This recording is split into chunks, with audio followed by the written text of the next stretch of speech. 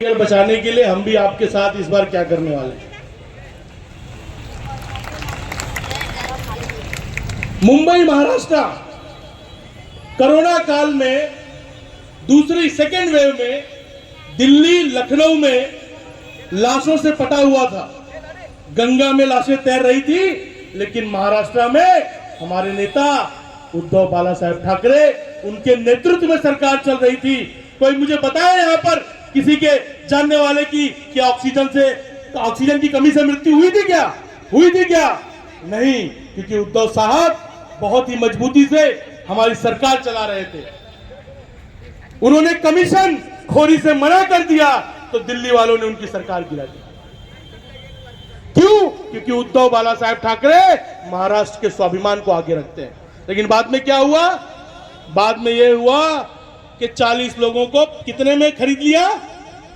50 खोखे, 50 करोड़ में महाराष्ट्र का स्वाभिमान बेचने का काम किया। इस बार ये चुनाव महाराष्ट्र में निष्ठावान वर्सेस गद्दारों का चुनाव है, और इस बार महाराष्ट्र की जनता गद्दारों को जवाब देगी, उनको घर बिठाने का काम करेगी।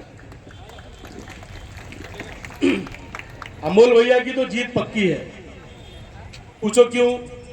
रविंदर वायकर का 3 दिन पहले इंटरव्यू आया। रविंदर वायकर कह रहा है कि भैया मुझे या तो जेल जाना था या बीजेपी ने अपने पास बुला रही थी, तो मैं सिंधे गुट चला गया, मुझे जेल नहीं जाना था। तो आपको समझ में आ गया होगा कि ये जो वॉशिंग मशीन बीजेपी लेके घूम रही है, गली गली लेके घूम रही है, आज जो बीजेपी ने हाल किया है, चाहे वो महाराष्ट्र की बात हो, चाहे वो मुंबई शहर की बात हो, चाहे वो देश की बात हो, आज हम सबको मिलकर इनका जवाब देना होगा। क्यों डर रही है बीजेपी बीएमसी के चुनाव कराने से? पता है क्यों? क्योंकि जनवरी में ही 7,000 करोड़ का टेंडर पास किया है।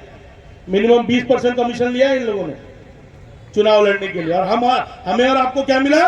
हमें और आपको ट्रैफिक दे दिया है, जिसमें हम जूझ रहे हैं।